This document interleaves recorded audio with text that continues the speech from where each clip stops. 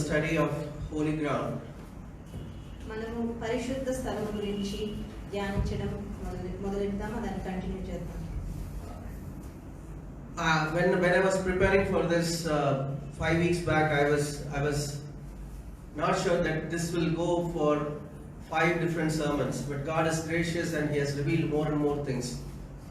మొదట బ్రదర్ ప్రారంభించినప్పుడు ఇది 5 వారాలుగా వెళ్తుందని అనుకోలేదు, కానీ దేవుని యొక్క కృప వల్ల మనం ఎక్కువగా ధ్యానించడానికి ఆయన కృపనిచ్చాడు.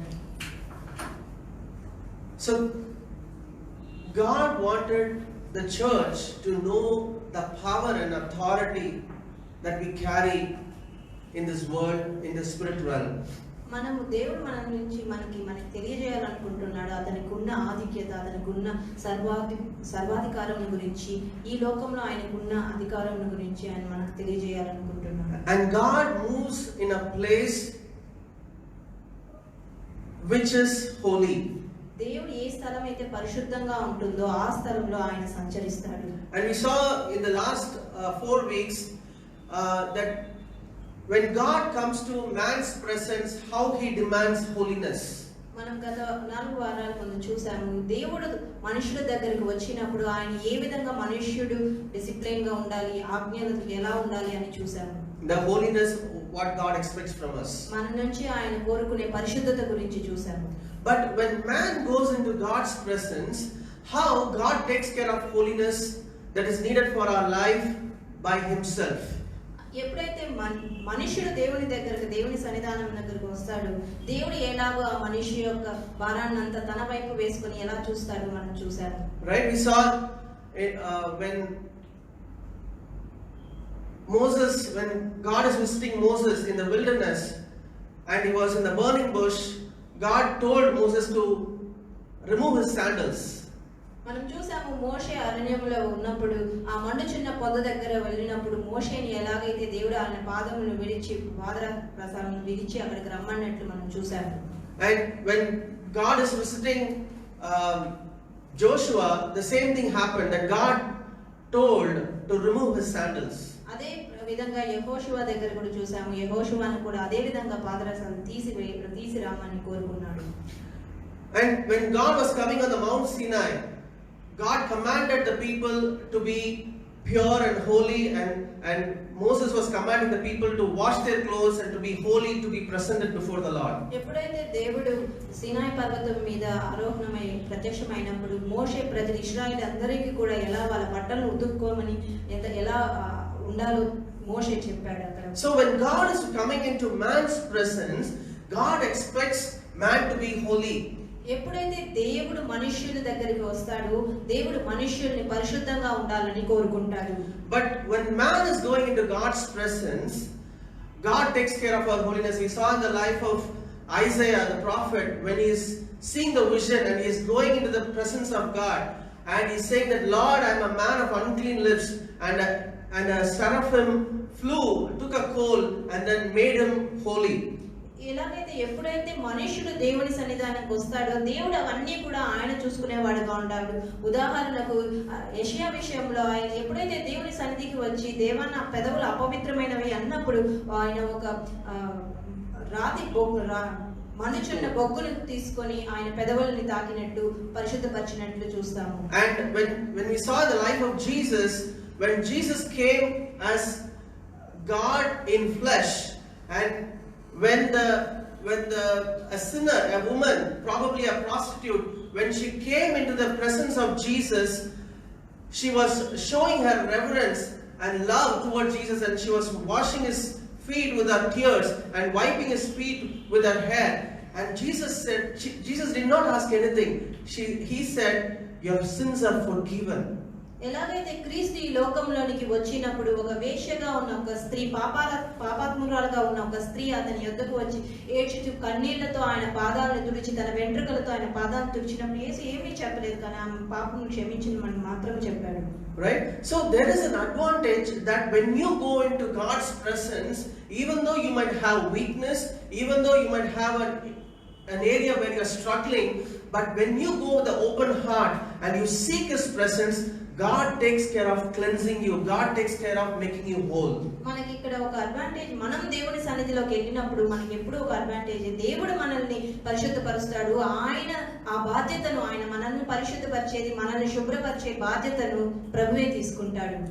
And then we saw how Jesus has become the holy ground. When we come into Jesus, when we approach His presence, how He being the holy ground, because Bible says that He is the God who tabernacled among men, so we can go to Him. మనం చూసాము యేసు ప్రభువే ఒక గుడారంగా ఎలాగైతే ఉన్నాడో అని చూసాము. ఆయన దగ్గరకు మనం వెళ్ళినప్పుడు, ఆయన ఆ గుడారంలోకి మనం వెళ్ళినప్పుడు ఎలా ఉంటామో చూసాము. And then we saw how the church, the place of worship, has become the holy ground where God's presence is there already. So when we come to Him, when we come to Jesus, like He said, "Come to me, all who are weary and heavy laden, I will give you rest." So when you come into the presence of God, into His presence, into the church, then God gives you imparts the holiness into your life. ఎలాగైతే దేవుడు మనకు తన ప్రజలు ఎప్పుడైతే దేవుని సంఘానికి, ఆయన సన్నిధి ఉన్న సంఘంలోనికి దేవుడు ప్రజలు వస్తారు, దేవుడు ఎలాగైతే ప్రయాసపడి భారం మోసుకున్న సమస్త జనులారా నా యుద్ధకు రండి, నేను విశ్రాంతి కలుగజేస్తాను అని చెప్పిన ప్రభువు మనం ఆయన సన్నిధిలో, ఆయన సంఘమునకు వచ్చినప్పుడు ఆయన మనల్ని శుద్ధపరుస్తాడు. Now as we have now come into His presence, now God is already holy, and when we are coming into His presence, He is making us holy and whole. Now how the body of Christ, that is we and Jesus together, how we have become the holy ground, that is what we are going to see today. ఈ రోజు మనము దేవుని శరీర భాగంగా ఉన్న మనము ఎలాగైతే ఆయన సన్నిధిలోకి వచ్చిన, ఆయన శరీర భాగంగా ఉన్న మనము ఎలాగ పరిశుద్ధపరుస్తామో ఈ రోజు చూస్తాము. Hallelujah. So understanding this will give you a great confidence to go into the presence of God, and you will understand God's love, that how God wants us to be together and one with Him, so that we can be holy and righteous in the sight of God. మనల్ని దేవుడు మనమంతా కూడా ఏకంగా కూడుకొని ఆయన సన్నిధిలోకి పరిశుద్ధంగా వచ్చినప్పుడు అతను ఎలాగూ మనల్ని శుద్ధపరిచి ఎంత ఆధిక్యంగా మన నిశ్చయతను, మన ఆయనలో కాన్ఫిడెన్స్ గా ఉండాలి అని ఎలా ఉంటారో అది మనం చూస్తాము. Right, so let's take it step by step. So we saw 5 things. We are going to see the 5th thing, right? The first thing is God coming into man's presence. Second is man coming into God's presence. మొదటిగా 5 విషయాల్లో చూస్తాం, ఈ రోజు 5వ విషయం చూస్తాం. మొదటి విషయంలో ఏంటంటే దేవుని దగ్గరకు దేవుడు మనుషుల దగ్గరికి రావడం, రెండవదిగా మనిషి దేవుని దగ్గరికి వెళ్ళడం. And then we saw Jesus is the holy ground, and then the church is the holy ground. మూడవదిగా క్రీస్తే పరిశుద్ధ స్థలంగా ఉన్నాడు, నాలుగవదిగా సంఘము ఒక పరిశుద్ధ స్థలంగా ఉన్నది. Right, and then now we are going to see the body of Christ is the holy ground, where the unity of the divinity and the humanity has happened. మనం ఐదవదిగా దేవుని శరీరంగా ఉన్న మనము ఎంత పరిశుద్ధంగా ఉన్నామో చూస్తాము. Bible says that He is the head of the church and we are the body. Bible గ్రంథం సెలవిస్తుంది ఆయన సంఘమునకు తలగా ఉన్నాడు, మనమంతము ఆ శరీరంగా ఉన్నాము. So God's heart is always that the divine, the divinity and the humanity has to be united, to be in unity. That is the heart of God right from the beginning of the Bible. మొదటి నుంచి కూడా Bible గ్రంథంలో చూసినట్టు కూడా దేవుడు ఒకటే ఆశిస్తున్నాడు, దైవత్వము మానవత్వము రెండు కలిసి ఉండాలి అని. And when we see that unity is broken in the first book of the Bible, when you see in the last book of the Bible, you can see that it is coming together in unity again. మొదటి గ్రంథంలో చూసినట్లయితే అది ఆ బంధము విడిపోయినట్లు చూస్తాము. మరి బైబిల్లో చివరి గ్రంథంకి వచ్చేసరికి ఆ బంధము మరి ఏకమైనట్లు చూస్తాము. So let's see this verse, Psalm 133:1. Psalm 133:1.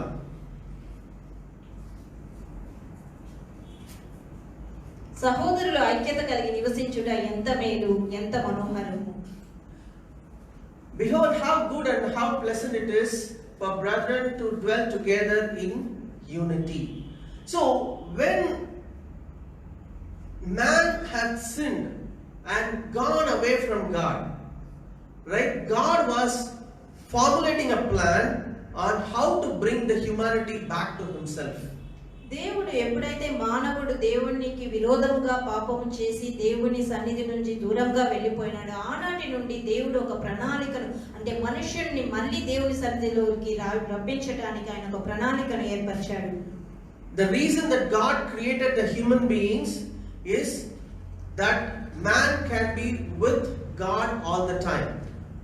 మనల్ని దేవుడు మానవుల్ని సృష్టించిన కారణం ఏంటంటే మానవులు ఎప్పుడు దేవుడితో సహవాసం కలిగి ఆయనతో ఉంటారు అని. That is the heart of God, that whenever God does something, it is always for, he always have this family mindset that all his children to be one with him.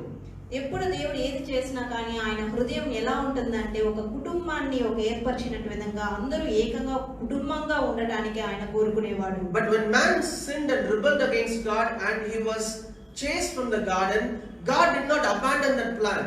That God still pursued the plan of bringing the humanity to himself. ఎప్పుడైతే మానవుడు దేవునికి విరోధంగా పాపం చేసి ఆ దూరంగా వెళ్ళిపోయినప్పటికీ కూడా దేవుడు తన ప్రణాళికను ఎంత మాత్రమే నిర్లక్ష్యం చేయక మళ్ళీ ఆ మానవుడిని తనతో ఏకపరచుకోవడానికి ప్రయత్నించాడు. So we see that God choosing a man, Abraham, and through him he is formulating a plan that I need to bring the children back to myself.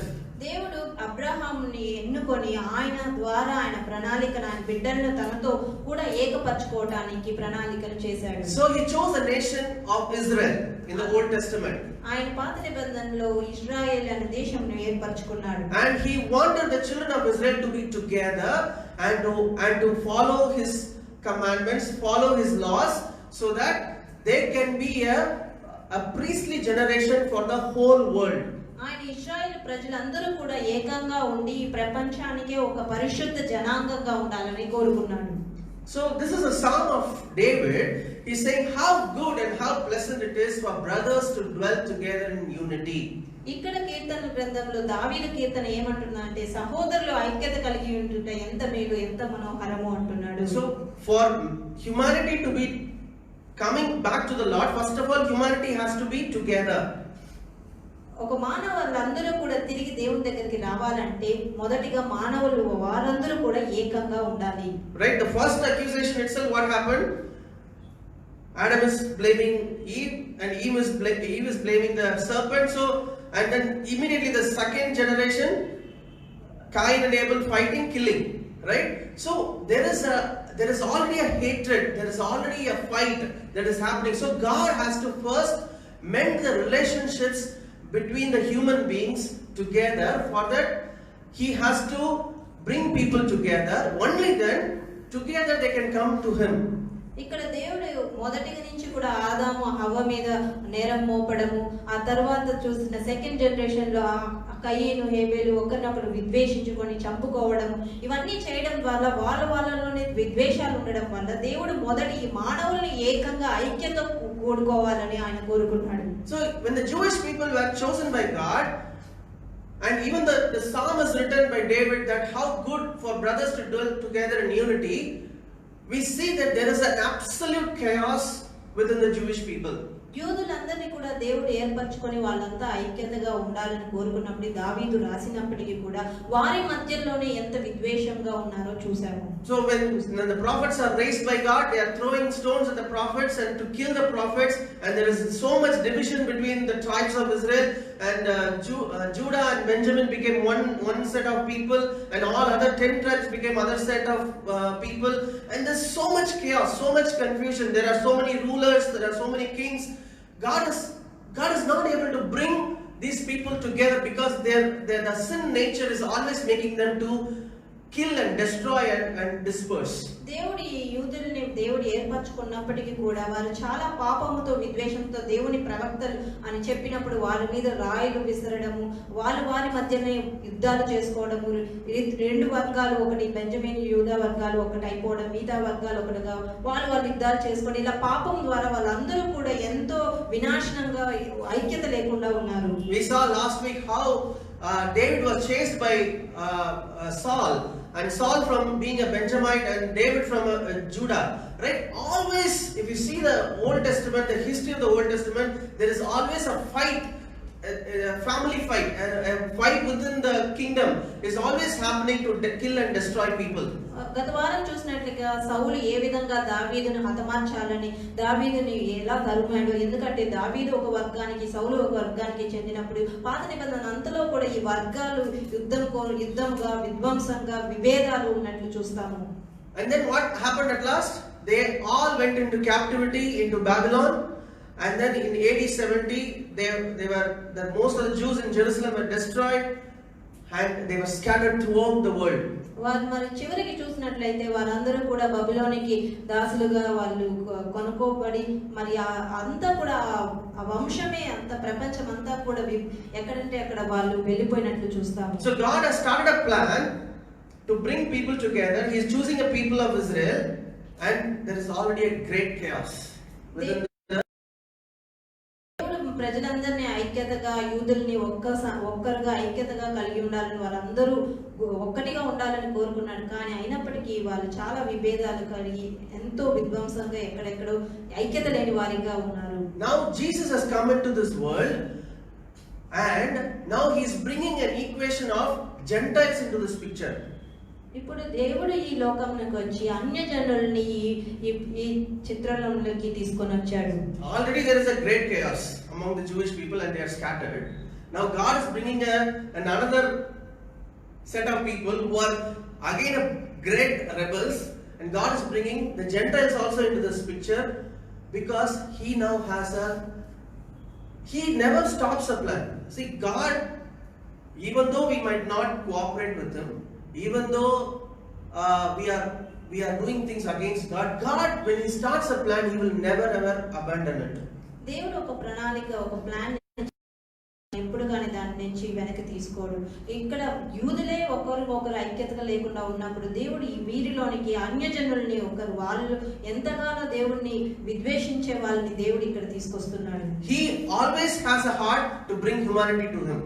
ఆయన హృదయం ఎలా ఉంటుందంటే ఎప్పుడుని మానవుల్ని తన దగ్గరికి తీసుకోవాలి అనేసి హృదయం గలవాడు. So when God is bringing the equation with the Gentiles also into that picture, there is going to be an even more greater chaos. ఎప్పుడైతే ఈ అన్యజనుల్ని కూడా ఇక్కడ తీసుకొని రావాలని ఆయన ప్రణాళికలు పెట్టాడు, ఇంకా ఎక్కువ గలిబిలిగా అనేది జరుగుతుంది.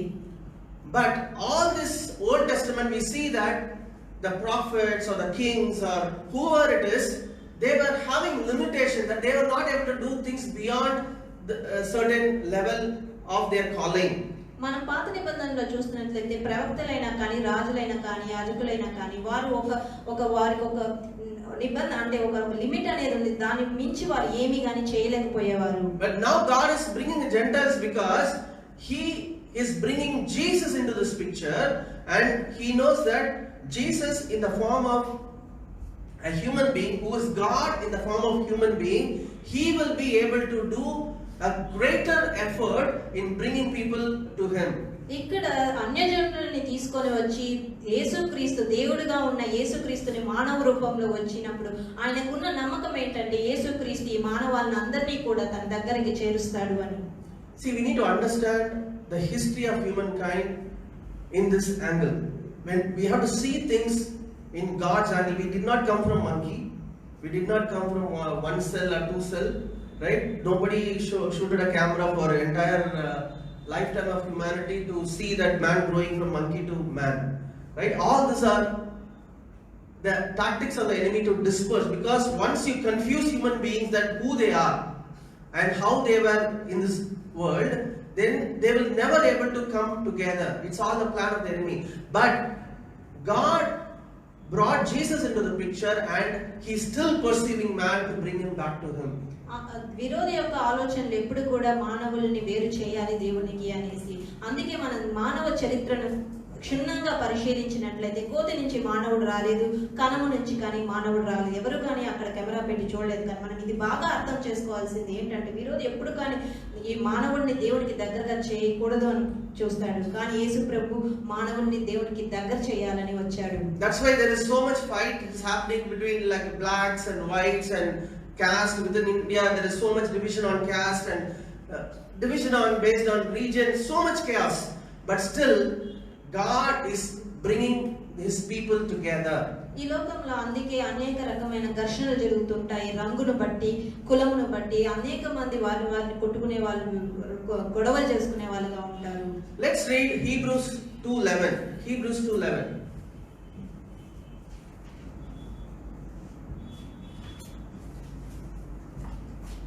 పరిశుద్ధపరచు వారికిని పరిశుద్ధపరచబడు వారికిని అందరికీ ఒకటే మూలము.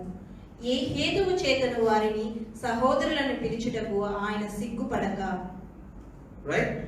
For both he who sanctifies and those who are being sanctified are all one of one. For which reason he is not ashamed to call them as brothers. So Bible is saying that,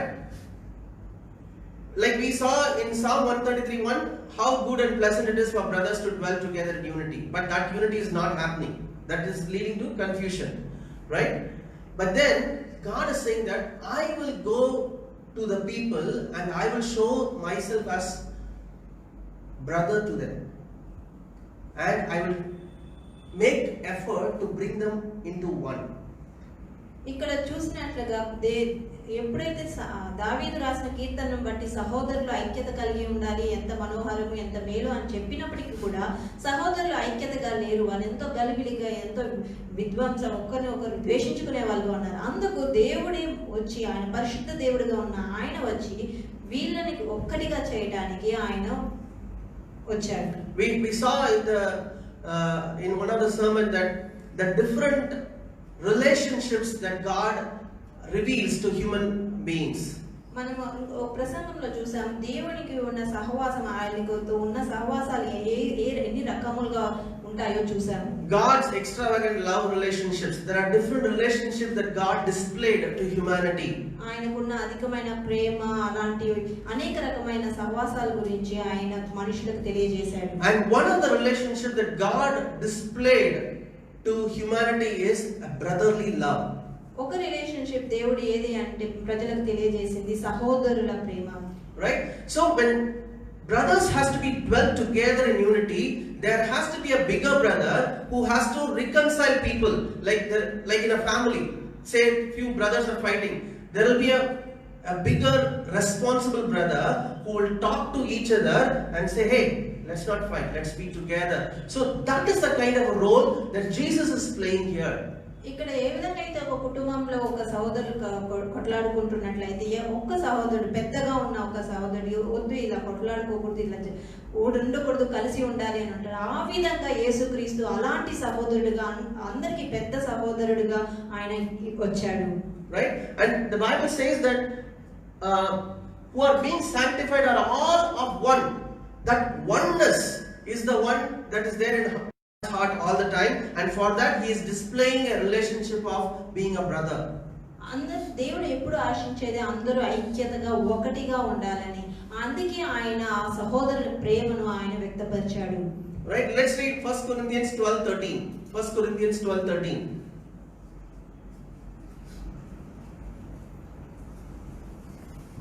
ఏలయనగా యూదులమైనను Greece దేశస్థులమైనను దాసులమైనను స్వతంత్రులమైనను మనమందరము ఒక శరీరములోనికి ఒక్క ఆత్మయందే బాప్తిస్మము పొందితిమి. Hallelujah. For by one Spirit we were all baptized into one body, whether Jews or Greeks, whether slaves or free, and have all been made to drink into one Spirit. So if you see that word one will keep coming again and again. God's heart is always like, I need to make them one. Jews and Greeks, which means that Jewish people and the Gentiles who are not part of the original covenant, right? God is saying that as I have come as an elder brother, now I am giving you my Holy Spirit, and through the Holy Spirit I am going to make you together as one, so that you can partake of that Spirit together. దేవుడు ఇక్కడ ఏం చెప్తున్నాడంటే ఆయన ఆత్మను ఇవ్వడం ద్వారా, ఆయన పెద్ద సహోదరుడిగా ఇక్కడికి వచ్చి సహోదరుడి ప్రేమను ఆయన వ్యక్తపరచడం ద్వారా ఈ వచనాలన్నిటిలో కూడా ఒకటి అని దేవుడు ఎంతో స్ట్రెస్ గా చెప్తున్నాడు. అందుకే ఆయన ఏమంటున్నాడంటే వీళ్ళందరినీ ఒక్కటిగా చేయడానికి ఆయన పరిశుద్ధాత్మ ద్వారా వీళ్ళందరినీ కూడా ఆత్మ ద్వారా ఆయన ఏకపరచడానికి వచ్చాడు. Right? Like normally you can just think of a worldly picture where a bigger brother coming between a fighting family of brothers, right, and offering something so that they all can be satisfied and they can come to a reconciliation and be together.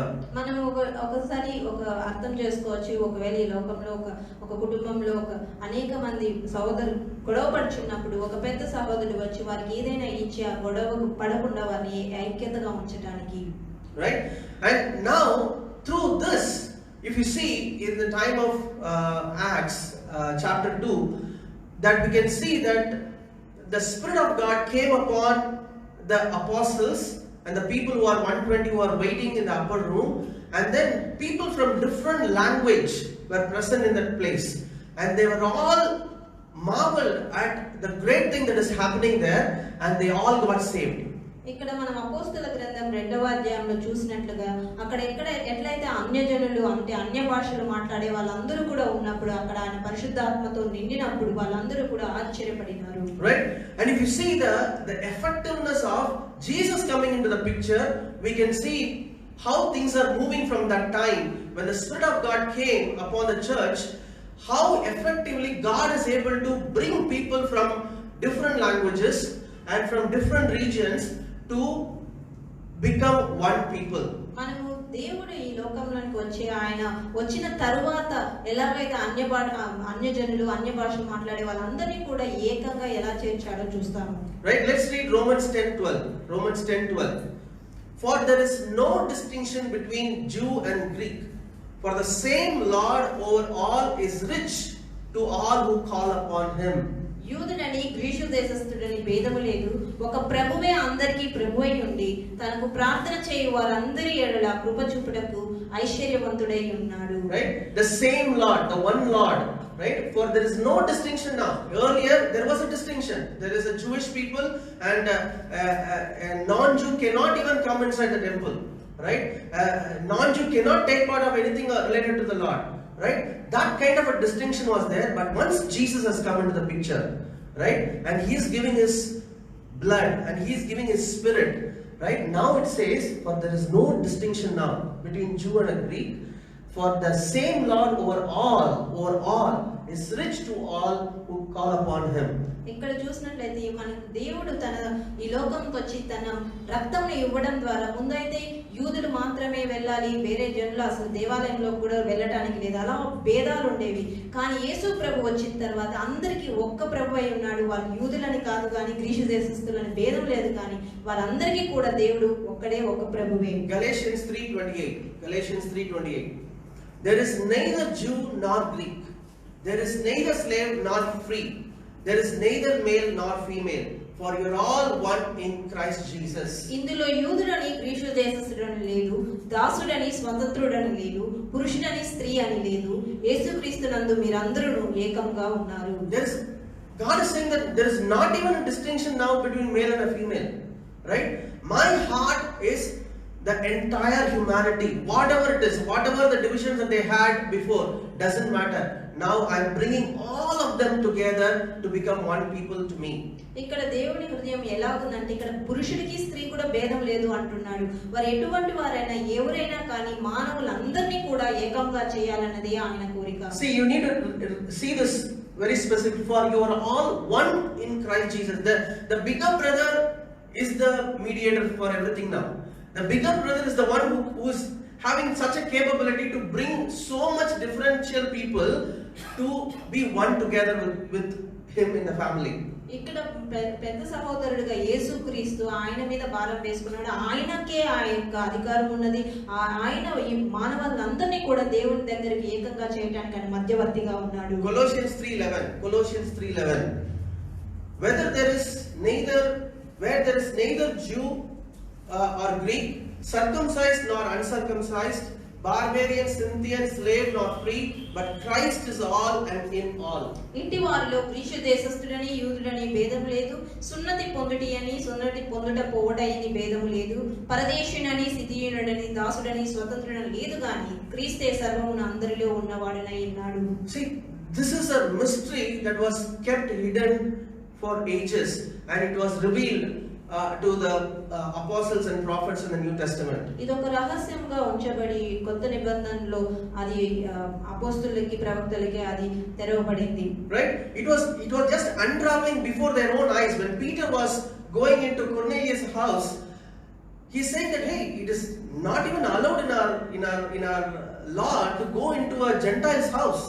But God has said, what I have made as holy and righteous, you are not supposed to call common. Right? So it is it's like an on the job. They are understanding the mysteries that are being revealed or unraveled before their own eyes. And then they understood that God has appointed salvation not just for the Jews, because earlier they thought like that, but now it has come into the whole world. ముందుగా వీళ్ళు ఇక్కడ క్రొత్త నిబంధనలో వాళ్ళందరికీ కూడా ఈ మర్మమును దేవుడు చూపిస్తూ వచ్చాడు. ఎలాగైతే పేతురు కొర్నేలి ఇంటికి వెళ్ళినప్పుడు ఆ ధర్మశాస్త్ర ప్రకారం వాళ్ళందరూ కూడా పరిశుద్ధులుగా ఉంటారు, యూదులే పరిశుద్ధులు వేరు, వాళ్ళు వేరే స్థలానికి అపవిత్రులు మీరత వాళ్ళంతా అపవిత్రులు ఆ స్థలంలోకి వెళ్ళకూడదు అని ఉంది. కానీ పేతురు వీళ్ళందరికీ కూడా దేవుడు ప్రత్యక్షపరిచాడు అలాంటిది ఏదీ లేదని, అందరూ ఒకటే అని. Hallelujah. But only one condition is Jesus has to be there as a elder brother among the people. అక్కడ ఒకే ఒక ఆజ్ఞ ఉంది, అది ఏంటంటే యేసుక్రీస్తు అందరికీ కూడా పెద్ద సహోదరుడిగా ఉండాలి. When the Spirit of God is moving in that place, then automatically the love and the unity can be there in that place. ఎప్పుడైతే దేవుని ఆత్మ ఆ స్థలములో సంచరిస్తుందో ఆ స్థలములో ఉంటది, అప్పుడే ఐక్యత ఉంటది. Today we see the churches are fighting and then dividing, and then they are having so many differences because they don't allow Jesus to be the elder brother and the Spirit of God to move in that place. ఈ రోజు మనం అనేక సంఘాలు, ఒక సంఘం ఇంకొక సంఘము, సంఘాలు కూడా ఎంతో విద్వేషాలతో కొట్టుకునే వారిగా ఉన్నారు, గొడవపడే వారిగా ఉన్నారు. ఎందుకంటే అక్కడ వారు దేవుని యేసుక్రీస్తుని పెద్ద సహోదరుడిగా ఉంచుకోలేదు. So that's why Jesus always has to be the center of the church. He has to be the head of the church. If we kick Jesus out, we will all kick each other. Right? So let's make Jesus to be the center of the church. మనం ఎప్పుడు కూడా సంఘానికి మధ్యలో దేవుణ్ణి యేసుక్రీస్తుని కేంద్రంగా ఉంచుకోవాలి. ఎప్పుడైతే యేసుక్రీస్తు కేంద్రంగా ఉండడో ఆ సంఘంలో గొడవలు, ఒకరినొకరు తన్నుకోవడాలు అలాంటివి ఉంటాయి. అందుకే మనం ఎప్పుడు కూడా దేవుణ్ణి కేంద్రంగా ఉంచుకోవాలి. Right? Even within the families, within the family, right? If Christ is there in the center, there will be togetherness between husband and wife. There will be unity between the family members. ఈ కుటుంబాల్లో చూసినట్లయితే కూడా క్రీస్తు దేవుడు ఉన్నట్లయితే ఆ కుటుంబం దేవుణ్ణి కేంద్రంగా ఉంచుకున్నట్లయితే ఆ కుటుంబం కలిసి ఉంటది, గొడవలు ఉండవు. భర్త భార్యల మధ్యలో కూడా వాళ్ళందరూ కూడా దేవుని నామంలో ఏకంగా ఉంటారు. So now we see just think of God's plan, how God is moving His plan, even though the rebellious people are there, even though the Satan is doing so much harm and doing a lot of things that is against the humanity, but still God is moving His plan among the people through Jesus Christ and through the Holy Spirit. విరోధైన సాతాను ఎంతగానో విద్వేషాలు కలిగించాలని, విడగొట్టాలని ప్రయత్నించినప్పటికీ కూడా దేవుడు తన ప్రణాళికలు మానవులందరినీ కూడా ఏకం చేయాలన్న ప్రణాళికను ఎంత మాత్రము కూడా విడవలేదు. యేసుక్రీస్తు ద్వారా ఆ ప్రణాళికను ఆయన ఆత్మను సంచరించి మానవులందరినీ కూడా ఏకపరచాలని కోరుకున్నాడు. Right, that's the reason that if anybody is a born again Christian, whether they are from Africa or from US or Europe or wherever it is, we call them as brothers and sisters. అందుకే మనం ఏ దేశస్తులు అయినప్పటికీ కూడా, Africa వాళ్ళు అయినప్పటికీ, ఐరోపా దేశం ఏ దేశంలో అయినప్పటికీ వాళ్ళు యేసుక్రీస్తునందు తిరిగి జన్మించిన వారైతే మనం వారిని సహోదరులుగా పిలుస్తాము. There is no different race. We are all one. Bible clearly says there is no Jew, no Greek. You cannot separate people like that. God has made everybody to be one, and that is the heart of God. దేవుని హృదయం ఎలా ఉందంటే అందరూ ఏకమే. Greece దేశం యూదులని, గ్రీసులని, అన్యులని అలాంటివి ఏ భేదము లేదు, కానీ క్రీస్తు యేసునందు అందరూ ఏకంగా ఉన్నారు. So one thing that is needed is Jesus has to be there in our lives. ఒకటి అక్కడ మన ప్రాముఖ్యతగా ఉంచుకోవాల్సింది ఏంటంటే ఆ యేసుక్రీస్తు అక్కడ ఉండాలి. So enemy will always come Jesus away from your life. విరోధి ఎప్పుడూ కూడా క్రీస్తుని మన జీవితాల్లో నుంచి తీసేయడానికే చూస్తాడు. If the church is prospering, he will try to create a confusion by distracting us so that Jesus is no more the center of the church. మనం ఎప్పుడు కూడా సాతాను గలిబిలి చేస్తాడు, అసలు దేవుడిని దూరంగా చేయడానికి, దేవుడు కేంద్రంగా, అతని కేంద్రంగా, యేసుక్రీస్తు కేంద్రం నుంచి మనల్ని విడగొట్టడానికి, దూరంగా లాగేయడానికి సాతాను చూస్తాడు. And when he comes to the families, when he sees that you can be ticked off by a spouse, and Jesus is no more in center, and the Spirit of God is not moving, and He is not put in center. He will create a chaos in that place. మన కుటుంబ జీవితాల్లో కూడా మనం దేవుణ్ణి కేంద్రంగా మధ్యలో ఉంచుకోకపోతే సాతాను ఆ కుటుంబాన్ని విధ్వంసాన్ని చేయడానికే చూస్తాడు. So whatever it is, put Jesus center of your life. A situation అయినప్పటికీ కూడా మనం క్రీస్తుని మన జీవితంలో కేంద్రంగా సెంటర్ గా ఉంచుకోవాలి. Hallelujah. So first thing we are going to see John 15:4 and 5. How we can be united with Christ all the time. నా యందు నిలిచియుండుడి, మీ యందు నేనును నిలిచియుందును. తీగ ద్రాక్షావల్లిలో నిలిచి ఉంటేనే గాని తనంతట తానే ఎలాగూ ఫలింపదు, అలాగే నా యందు నిలిచి ఉంటేనే కానీ మీరును ఫలింపరు. See, just think of the bigger brother role, right? He is the trunk, he is the vine, right? And we are all the branches, right? The branches separately cannot do anything. It has to be stuck to the vine. It's stuck. Probably you can think of a tree and branches, right? The branches as separate cannot live. They cannot be together. But if you are stuck to the trunk or the vine, then you can be together. ఇక్కడ మనం ఊహించుకోవచ్చు, తీగ ద్రాక్షావల్లి లాగా. తీగలు మనంగా ఉన్నప్పుడు ద్రాక్షావల్లిగా యేసుక్రీస్తు మనం వారితో అంటి పట్టుకుంటేనే మనం ఫలిస్తాం, కానీ తీగలు ద్రాక్షావల్లికి అంటుకుంటూ ఉండకపోతే అవి ఏవి కానీ ఫలింపదు. Right? Abide in me and I in you, as the branch cannot bear fruit of itself. Separate branch cannot bear anything. Unless it abides in the vine, neither can you unless you abide in me. I am the vine, you are the branches. He who abides in me and I in him bears much fruit, for without me you can do nothing. Right? So he is saying that come to your senses. As a separate people you have seen already fighting, and the world has been fighting so much. You cannot be together unless I am there in the midst of you, unless I am the vine, that you can stick to me.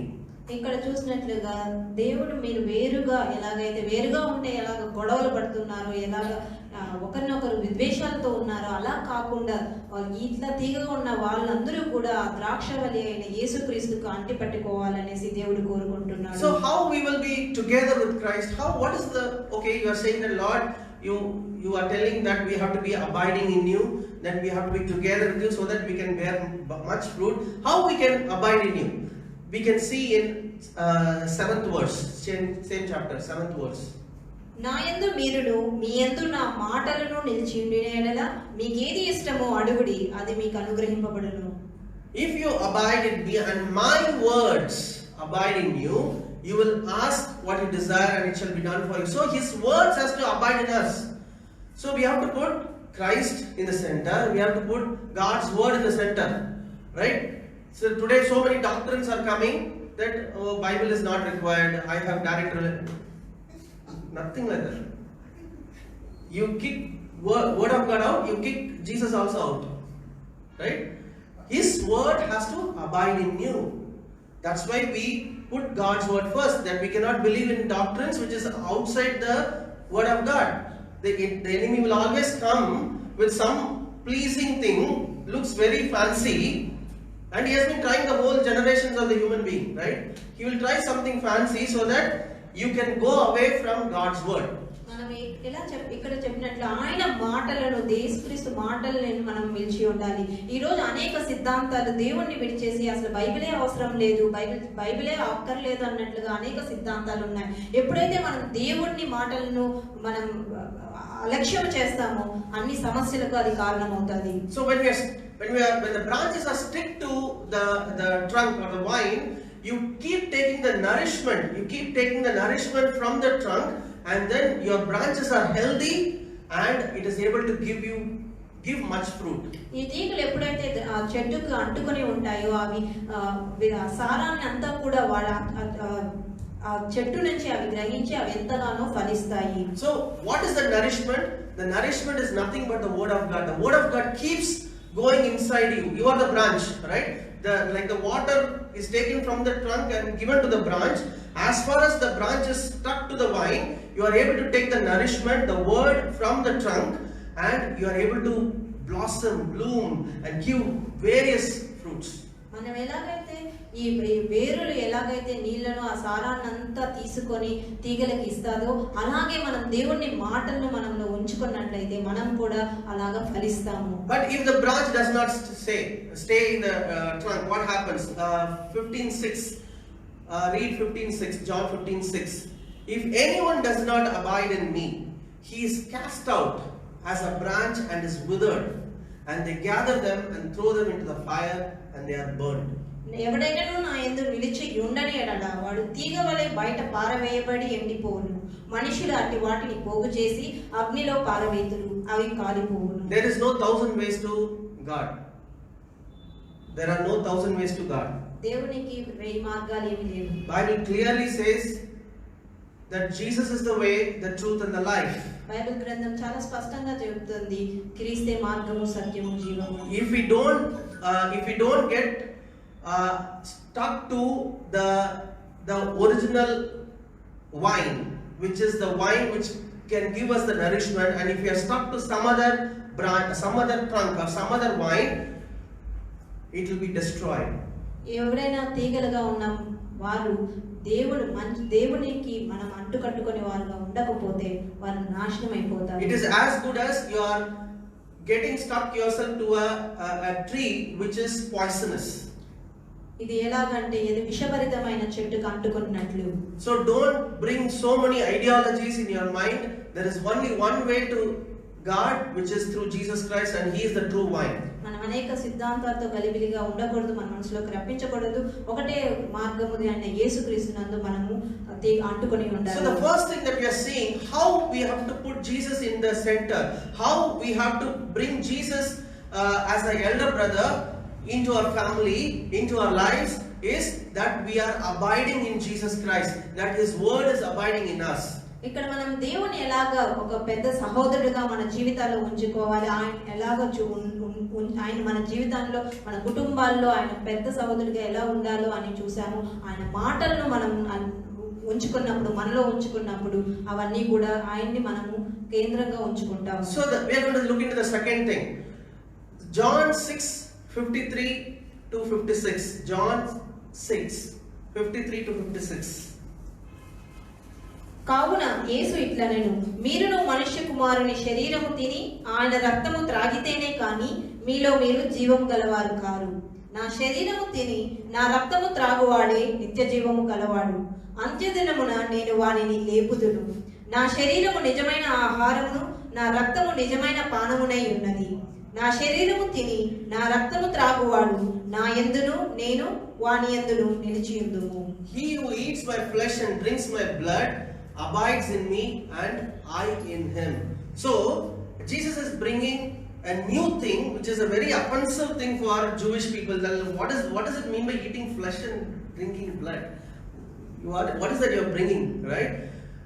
It's a very, very offensive thing for the Jewish people, right? But Jesus is telling, hey, unless you take part of me, like the way the word has nourished the branches, in the same way Jesus is saying that you take completely of me. I am the life. Bible says that He is the bread of life, right? So you take part of me, and then you will have life, and then you will be abiding in me. ఇక్కడ యూదులకి అసలు నచ్చని విషయం ఏంటి? శరీరాన్ని తినడం ఏంటి, రక్తాన్ని తాగడం ఏంటి? కానీ యేసుక్రీస్తు చెప్పినట్లుగా ఆయన జీవాహారంగా ఉన్నాడు అన్న చెప్పిన విధంగా ఆయన శరీరం తిని ఆయన రక్తం త్రాగువాడు ఆయన యందు నిలిచి ఉంటాము అనేసి దేవుడు అంటున్నాడు. In 6:51, the same chapter 6:51, it says, I am the living bread which came down from heaven. If anyone eats of this bread, he will live forever. And the bread that I shall give him is my flesh, which I shall give for the life of the world. 51వ వచనం, పరలోకం నుండి దిగి వచ్చిన జీవాహారమును నేనే. ఎవడైనా ఈ ఆహారము భుజించితే వాడు ఎల్లప్పుడూ జీవించును. మరియు నేనిచ్చు ఆహారం లోకమునకు జీవము కొరకైన నా శరీరమే అని మీతో నిశ్చయంగా చెప్పుచున్నాను అని. See, these are the verses that should make us think who really Jesus is. Like, is he just some prophet came and born for Mary and then gone? He is quoting something here which is mind-boggling. ఇక్కడ మనం ఒక జాగ్రత్త జాగ్రత్తగా చూసాల్సిన విషయం, దేవుడు ఎవరు, ఆయన ఏంటి, ఒక ప్రవక్తన, ఒక మరియకు జన్మించిన ఒక కుమారుడా అనేసి మనం ఆలోచించినట్లయితే ఇక్కడ దేవుడు క్లియర్ గా మనకు చెప్తున్నాడు, ఆయన శరీరమును జీవించి ఆయనే లోకమునకు జీవమునై ఉన్నాడని. Jesus is telling that this world has gone into a state of complete death, and unless God himself comes into this world in the form of human and gives his life and makes people to partake of him, there is no way this world will be redeemed.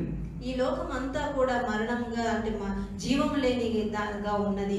అందుకే దేవుడే వచ్చి ఆయన అర్పించుకున్నప్పుడే ఈ లోకమును ఒక జీవం గల ఒక లోకంగా మార్చగలుగుతాడు. We already saw in Genesis 1 when God said, on the day you eat of this fruit you will die. ఆదికాండంలో చూసినట్లు దేవుడు ఏమన్నాడంటే ఈ ఫలము తినిన దినమున నిశ్చయముగా నేను చచ్చెదవు అన్నాడు. Right, but did they die on the same day? Adam lived 900 years, right? What does it mean by death when God is saying death? ఆదాము ఆ రోజే చనిపోలేదు. ఆదాము 900 సంవత్సరాలు జీవించాడు.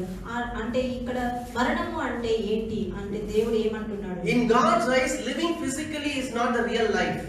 దేవుని దృష్టిలో మనము శరీరంగా జీవించడము నిజమైన జీవితం కాదు. When man has a fellowship with God, when he is one with God, that is when God is considering that you are having life.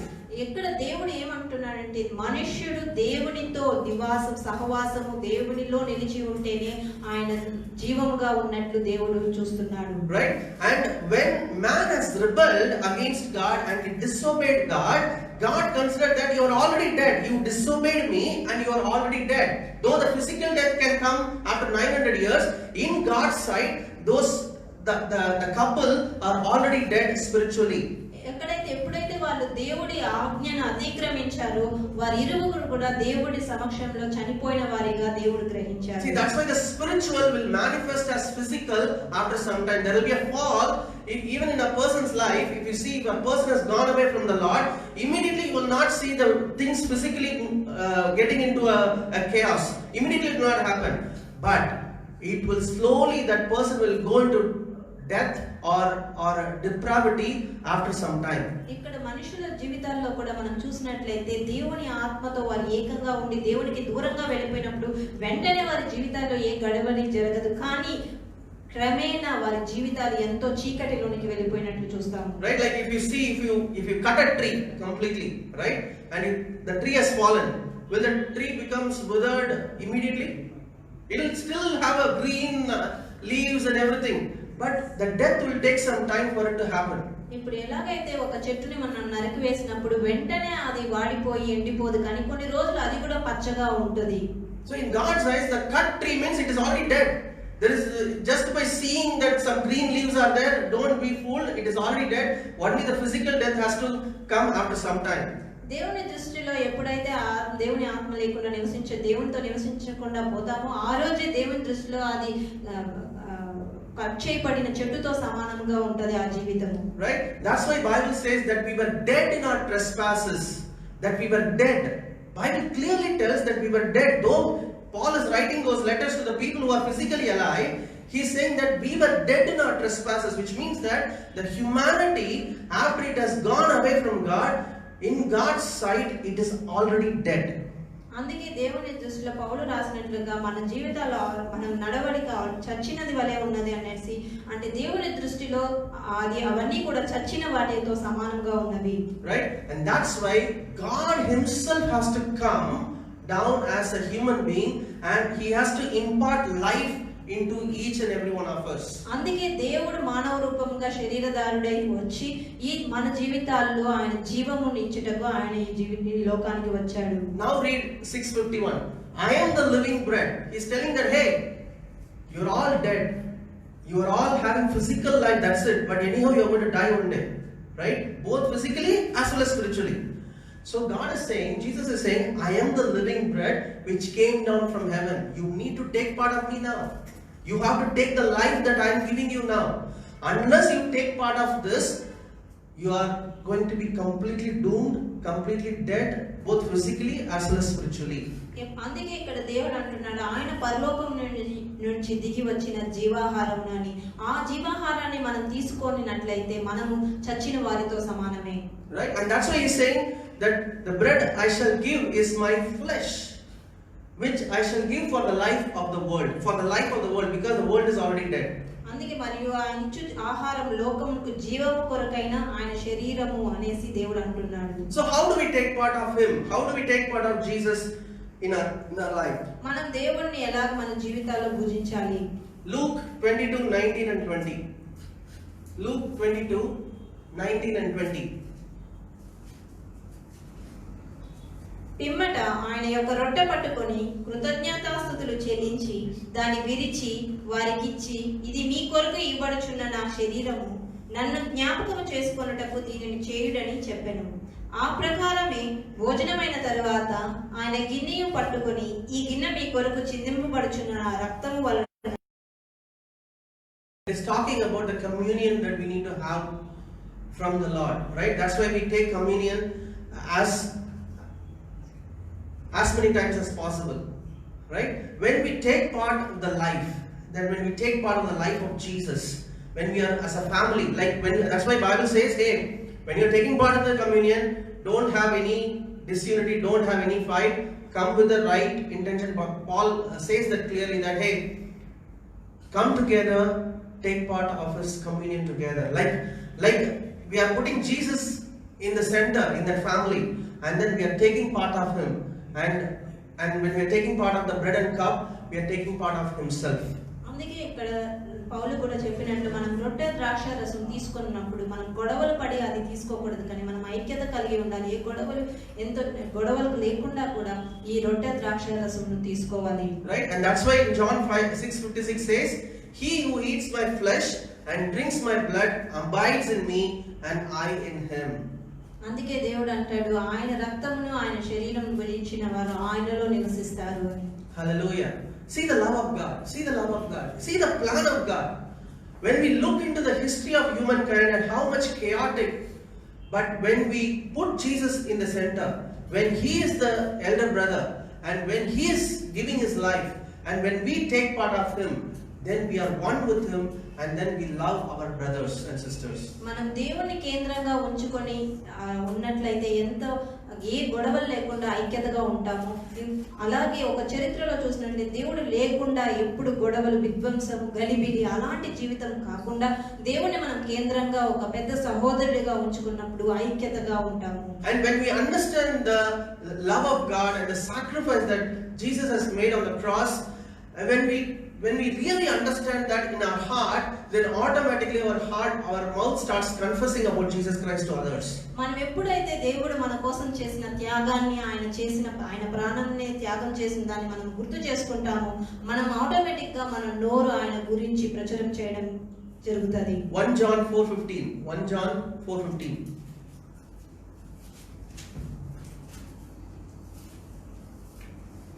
యేసు దేవుని కుమారుడని ఎవడు ఒప్పుకొనునో వానిలో దేవుడు నిలిచి ఉన్నాడు, వాడు దేవుని అందున్నాడు. Hallelujah. Whoever confesses that Jesus is the Son of God, God abides in him and he in God. So when we are confessing that what Jesus has done for us, not only Jesus is abiding in us and we in him, God the Father himself abides with us. ఎప్పుడైతే మనం యేసుక్రీస్తు దేవుడని మనం ఒప్పుకుంటామో, ఆయన దేవుడే మన యందు నిలిచి ఉంటాడు. Hallelujah. See the love of Christ, and that is there in the heart of God even now. అదే దేవుని ప్రేమ ఇలాగే ఉంటది, ఇప్పుడు కూడా దేవుని ప్రేమ ఇలాగే ఉంటది. He is seeing all the children who are scattered around and have gone away from him. ఆయన ప్రజలందరూ కూడా ఎక్కడెక్కడో వెళ్ళిపోయినది ఆయన చూస్తున్నాడు. And he wants to bring the people who are suffering, who are hurting themselves. ఆయన తన ప్రజలు ఎవరెవరైతే ఆయన సఫర్ అవుతున్నారో వాళ్ళందరినీ కూడా తీసుకురావాలని చూస్తున్నాడు. Right, and that's why Jesus prayed such a prayer in John 17. Read John 17:20-23. John 17:20-23. See the love of, you can just see the heart of Jesus in this few verses. మరియు నీవు నన్ను పంపితివని లోకము నమ్మునట్లు తండ్రి నా యందు నీవును నీ యందు నేనును ఉన్నలాగున వారును మన యందు ఏకమై ఉండవలనని వారి కొరకు మాత్రము నేను ప్రార్థించుటలేదు. వారి వాక్యము వలన నా యందు విశ్వాసముంచు వారందరూ ఏకమై ఉండవలనని వారి ఒకరును ప్రార్థించుచున్నాను. మనం ఏకమై ఉండలాగున వారును ఏకమై ఉండవలనని నీవు నాకు అనుగ్రహించిన మహిమను నేను వారికి ఇచ్చితిని. వారి యందు నేనును నా యందు నీవును ఉండుట వలన వారు సంపూర్ణులుగా చేయబడి ఏకముగా ఉన్నందున నీవు నన్ను పంపితివనియు నీవు నన్ను ప్రేమించినట్టే వారిని కూడా ప్రేమించితివనియు లోకము తెలుసుకొనున్నట్లు నాకు అనుగ్రహించే మహిమను వారికి ఇచ్చితిని. Hallelujah. In 21st verse he says that they all may be one. As you, Father, are in me and I in you. I don't know like how that works, right? But that's the spiritual term, right? Like how Jesus is in Father and Father is in Jesus, right? That they also may be one with us. See the union that Jesus is praying for the humanity. That like the way we are one together, like I am in you and you are in me, right? And that kind of a oneness, and he's saying that, Father, we have a great relationship as one. Now I want to bring the humanity, which is Jews and Greeks and everybody who are accepting you, I want to bring them into our oneness, right? That the world may believe that you sent me. For this reason Jesus came. For what reason? For the reason of bringing humanity into divinity, to be in unity, right? For this reason Jesus came. And the glory which you gave me I have given them, right? And then 23rd verse, I in them. So now Jesus is already in Father. Now I in them, how? Because now he has become the elder brother of the family who are fighting, and then they are all brought together. Now I am inside of them and you are already in me, that they may be made perfect in one, and the world may know that you have sent me and have loved them as you have loved me. So when this unity happens, Bible is saying that the same love that Father bestowed on Jesus, the Son, the same love is bestowed on the church as well, among the brothers as well. ఇక్కడ దేవుడు అన్నట్లుగా యేసుక్రీస్తు ప్రభు ఎలాగైతే దేవునిలో ఏకంగా ఉన్నాడు, అలాగే మనల్ని కూడా ఆయనలో ఏకపరచడానికి, అంటే ఆయన ఆల్రెడీ యేసుక్రీస్తు ఆయన ప్రేమ ద్వారా ఒక పెద్ద సహోదరుడిగా మనతో ఉండడం ద్వారా ఆయన మనల్లో కూడా ఏకపరచడానికి, ఆయన ఎప్పుడైతే మనం ఆయన కేంద్రీకరించుకుంటామో మనమందరం కూడా ఒకరి ఆయనతో పాటు ఏకంగా ఉంటాము. అందుకే ఆయన మహిమని ఈ లోకం తెలుసుకున్నట్లు ఆయన మనకి మహిమను ఇచ్చాము అని యేసుక్రీస్తు అంటున్నాడు. I and Revati were discussing about this a few weeks back. There are so many wealthy families in this world. They don't even mingle with other people. They have a different lifestyle. They have control a lot of businesses. They control bigger things who are like princes and kings. Though we may not have physical prince and kings in our nation, there are so many royal people in this world. And their family lineage, which we can trace to so many big people in the history. When we think of why God has to come to people like you and me, why he has to come to you and me? He could have chosen so great, creamy people, right, who are like having a lot of wealth, probably a lot of good habits. Why God has to go to tribe on the mountains, who does not even know how to read and write? What is this love that God has displayed on us? There are so many great people out in this world. Why God has chosen the foolish and the weak things of this world? When we understand the love of God, when we are humble and say, Lord, we are lost. We are lost in this world. We are gone. Without you, we cannot be rescued. When we cry out to the Lord always looks at the humble people and say, come, I will not only rescue you, I will put you in my family to make you as kings and priests for God. So when we think of this great love, our heart automatically has to worship the true and living God. మనం ఎప్పుడైతే దేవుని ప్రేమను అర్థం చేస్తే, ఎలాంటి ప్రేమ అంటే ఈ లోకంలో అనేక సంపన్న కుటుంబాలు, అనేక రాజులు రాణులు ఉన్న కుటుంబాలు, వాళ్ళ వారసత్వంలో ఉన్న చరిత్రలో ఉన్నట్లు ఎన్నో కుటుంబాలు ఉన్నప్పటికీ కూడా దేవుడు ఎంతో మంచి అలవాట్లు ఉన్న ఆ కుటుంబాన్ని ఏర్పరచుకోలేదు. కానీ నిన్ను నన్ను సామాన్యులుగా ఉన్న నిన్ను నన్ను ఎంతో ఇలా ఉన్న సామాన్య రీతిలో ఉన్న మనల్ని ఎందుకు దేవుడు ఎంచుకున్నాడు? ఆయన హృదయం ఎంత ప్రేమతో ఉంటుందంటే, మనం తగ్గించుకొని దేవా ఇంకా నేను నా వల్ల కాదు, నేను అయిపోతున్నా అని ఆయన దగ్గరకు వచ్చినప్పుడు ఆయన మనల్ని చేర్చుకోవడమే కాక ఆయన మనల్ని ఆయన కుటుంబంలోనికి చేర్చుకొని మనకి రాజులు రాణులుగా ఆయన యాజకత్వాన్ని మనకి ఇచ్చేవాడిగా ఉన్నాడు. Not only he rescued us, he gave us life. He went through cross, a shameful death. He has to go through all the shame of this humanity, what the humanity treated him, but he went through that so that he can bring the dead people, the people who are just living physically, they are spiritually dead, to bring them back to his family. He did everything for us. ఆయన ఎంతగానో అవమానించబడి ఆ శిలువ మీద ఆయన మరణం పొందాడు. ఎందుకంటే మనము ఆత్మవిధంగా మరణించినాము కాబట్టి ఆ ఆత్మ రూపంలో మరణించిన వారిని తిరిగి జీవంలోనికి ఆయన కుటుంబంలోనికి చేర్చుకున్నటకు తాను ఇవన్నీ కూడా ఈ అవమానాలన్నింటినీ కూడా ఆయన ఎదుర్కొన్నాడు. Never ever forget the salvation that God has given for you. మనకు దేవుడు ఇచ్చిన రక్షణను ఎప్పుడు కానీ మనం మర్చిపోకూడదు. Bible says in 1 Corinthians that God has not chosen the mighty and the strong who show their strength and wisdom. God has not chosen them. They have pride, they are prideful, they think that, oh, I can do something. God comes after the lowly in heart, the weak, the people who doesn't have anything. God goes to such people and then say, come, nobody is taking care of you, right? I will bring you into my family. దేవుడు ఎంతో బలవంతుల్ని పరాక్రమవంతుల్ని ఏర్పరచుకోలేదు, కానీ ఏమి శక్తి లేని సామాన్యులు ఉన్న వారిని ఆయన ఏర్పరచుకొని ఆయన దగ్గరికి రమ్మంటున్నాడు. ఆయన కుటుంబాలను ఆయన చేర్చుకోవాలనుకుంటున్నాడు. Right? We are going to see a few more verses. We are going to finish this series today.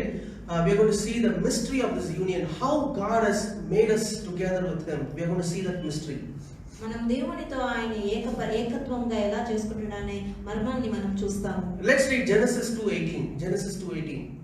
ఆదికాండము 2వ అధ్యాయము 18వ వచనము. మరియు దేవుడైన యెహోవా నరుడు ఒంటరిగా ఉండటం మంచిది కాదు, వానికి సాటి అయిన సహాయమును వాని కొరకు చేయదననుకొనెను.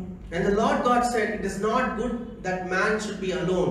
I will make him a helper comparable to him, right? And then read from 21 to 23. 24 till 24, 21 to 24. అప్పుడు దేవుడైన యెహోవా ఆదామునకు గాఢ నిద్ర కలుగజేసి అతడు నిద్రించినప్పుడు అతని ప్రకటముకలలో ఒక దానిని తీసి ఆ చోటును మాంసముతో పూడ్చివేసెను. తరువాత దేవుడైన యెహోవా తాను ఆదాము నుండి తీసిన ప్రక్కటెముకను స్త్రీనిగా నిర్మించి ఆమెను ఆదామునొద్దకు తీసుకొని వచ్చెను. అప్పుడు ఆదాము ఇట్లనెను, నా ఎముకలలో ఒక ఎముక, నా మాంసములో మాంసము, ఇది నరునిలో నుండి తీయబడను కనుక నారి అనబడును. కాబట్టి పురుషుడు తన తండ్రిని తన తల్లిని విడిచి తన భార్యను హత్తుకొనును, వారు ఏక శరీరమై ఉందురు. Where was Eve before she created? Within Adam. She was within Adam. And God brought a sleep upon Adam and then took his rib from the side and then made Eve together. హవ్వ ఆదాములో పక్కటెముకలో నుంచి తీయబడినది. హవ్వ ఆదాముకు నిర్మించబడినప్పుడు ఆమె అంతకు ముందు లేదు, కానీ ఆదాములో నుండి హవ్వ వచ్చినది. When Eve came forth, what Adam is saying in 23rd verse, this is now bone of my bones and flesh of my flesh, and she shall be called woman. Right? Bone of bones and flesh of flesh. So he understood she came forth from himself. ఆయన అర్థం చేసుకున్నాడు, ఆయనలో నుంచే హవ్వ వచ్చినది, ఎందుకంటే ఎముకల్లో నుంచి ఎముక, మాంసంలో నుంచి మాంసంగా తీయబడింది కనుక. Now read Ephesians 5:30. Now read Ephesians 5:30. 30. Yeah, 30. మనం క్రీస్తు శరీరమునకు అవయములై ఉన్నాము కనుక అలాగే క్రీస్తు కూడా సంఘమును పోషించి సంరక్షించుచున్నాడు. Which verse says flesh and bones in Telugu? 30 says? Yeah. Okay. Yeah, we are members of his body, of his flesh and his bones. We saw, what did we see in Genesis 2:23? Adam is saying, this is now my flesh, this is my bones. Like that, when Jesus gave life to the humanity, now we came forth from Jesus, and then he's saying that Paul is bringing that mystery, how that unity, that union has come between church and Christ, right?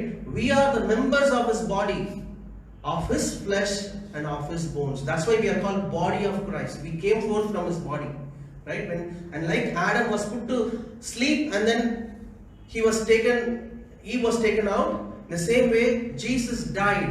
He was put to sleep, and from him we came forth. When the soldier put the spear upon his side, right, the water and the blood came, and from him we have become the flesh and bones of Jesus Christ himself. See the unity in which that God has thought for humanity to bring him back to him. ఇక్కడ ఎలాగైతే ఆదాము నుంచి హవ్వ తీయబడినదో అలాగే క్రీస్తు కూడా మన కోసం ఆ శిలువ మీద ఆయన యొక్క రక్తము చిందించి ఎప్పుడైతే ఆ సైనికుడు ఆయన పొడిచినప్పుడు ఎలాగైతే ఆ రక్తము చిమ్మిందో ఆ క్రీస్తు కూడా అలాగా నిద్రింపబడి మన కోసం మనం ఒక ఏక శరీరంగా అవటానికి, ఆ క్రీస్తు శరీరంలో మనం అవయములుగా అవటానికి ఆయన నుంచి మనం ఈ యొక్క సారథ్యాన్ని మనం పొందుకున్నాము. Like Eve got life from Adam, from his bone and flesh, like that the church got the life. The people of God who are dead in this world, though they are living physically, they are dead spiritually, they are condemned, and God gave life to us through his own flesh and through his own bones. ఇక్కడ ఎలాగైతే క్రీస్తు ఒక అవయములుగా ఉన్నాము కాబట్టి మనము ఈ లోకంలో మనము ఎప్పుడైతే ఆత్మ విషయమై చచ్చిన వారమై ఉన్నప్పటికీ కూడా ఒకవేళ దేవుని యొక్క రక్తం చేత మనం కడిగినప్పుడు ఆయన యొక్క శరీరంలోకి ఒక అవయములుగా మనం చేర్చబడతాము. Right, that's why Paul says in Ephesians 5:32, 2 verse later, this is a great mystery, but I speak concerning the Christ and the church. This is a great mystery. If you go to 31, he's saying the same thing. For this reason a man shall leave his father and mother and be joined to his wife. And he did not tell about the human beings the way they are together. He's talking about what the mystery is. The mystery is Christ and the church. That is the mystery he's talking about here. ఈ మర్మము గొప్పది. అయితే నేను క్రీస్తుని గూర్చియు సంఘముని గూర్చియు ఆయన చెప్పుచున్నాడు. Hallelujah. We are not normal, we are not ordinary. God paid such a price and he has brought us together to make his own flesh and bones. That's why we are called body of Christ. That's why he is the head of the church and we are the body. Right? That's the kind of unity he is bringing. And in that kind of unity, when the head is holy, we all become holy. We are not righteous by our own works. We are not righteous we can never become righteous by our own works. God's standard is so high, and the life that only God himself gives, we will even get it. Amen. So we need to understand the mysteries of God. The mysteries, like why God was so crazy about humanity. He could have just forget about man, like let them perish. No, he didn't think like that. He said, I will come. Nobody is able to do the work properly. I myself will come as a human being and I will give my life and let the church be birthed from myself and get the life. ఇక్కడ దేవుడు ఎలాగో ఆయన వేరే వారి ద్వారా కాదు కానీ ఆయన అంతటా తనే వచ్చి తన విలువైన రక్తమును తన యొక్క జీవాన్ని మనకు అర్పించి మనం అంటే సంఘముగా ఉన్న మనల్ని ఒక సంఘముగా క్రీస్తుతో ఏకపరచడానికి ఆయనే తన జీవితాన్ని అర్పించాడు. ఆయన వెలబట్టి ఆయన సిలువ మీద మనల్ని కొనుక్కున్నాడు. That's why 1 Corinthians 6:17 says, but he who is joined to the Lord is one spirit with him. We are joined to the Lord. We are one with the Lord. We are one with the Lord. And that's the reason we are one with him. కొరింథీయులకు రాసిన పత్రిక 6:12 మనము ఆయనతో కూడా ఒక్క శరీరముగా ఉన్నాము, ఆయనతో ఏకముగా మనము ఉన్నాము. Right? 5:31 said, "For this reason a man shall leave his father and mother and be joined to his wife, and the two shall become one flesh." Right? In the same way, Bible is saying that we are one in the spirit with the Lord. That union of being one with God Himself. Right? And that has happened through the Holy Spirit. ఎలాగైతే ఇక్కడ చెప్పినట్లుగా భార్య భర్తల విడిచి ఎట్లాగైతే ఏక శరీరముగా ఉంటారు అనేసి దేవుడు చెప్పాడు, అలాగే దేవుని ఆత్మ మూలంగా మనము కూడా దేవుని ఆత్మ ద్వారా మనం ఏక శరీరముగా ఉంటాము. That's the reason Bible says that we are the temple of the Holy Spirit. We are the place where God is residing. Right? And we have come into this union with God. So there is nothing in that. Just can you think of the union that is with God Himself, that the church is having with God Himself? How the wicked things of this world can even come near us? We need to have that boldness that God is able to protect us. Because can anything go near Jesus Himself? Like say for example virus or whatever. Can it go near Jesus and live? Then how we are being part of Jesus, we are one with Him, how it can touch us? We need to come to if we are foolish and if we are not having that understanding that God is giving us, we will perish in our foolishness.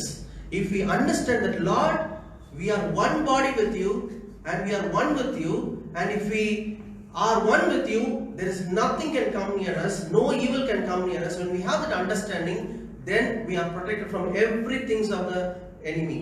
మనం ఎప్పుడైతే ఈ సత్యాన్ని గ్రహించే వాళ్ళుగా ఉంటామో, అంటే మనము సంఘం కానీ మనం ఎప్పుడైతే దేవుని శిరస్సుగా దేవునితో ఏకంగా ఉంటామో, ఈ లోకంలో ఉండే ఏ ఒక్క వైరస్ కానీ దేవుని దగ్గరికి రాగలుగుదా, ఏదన్నా తట్టుకోగలుగుదా, రాలేదు. అలాంటప్పుడు మనకు ఎలాంటి నిశ్చయత ఉండాలి?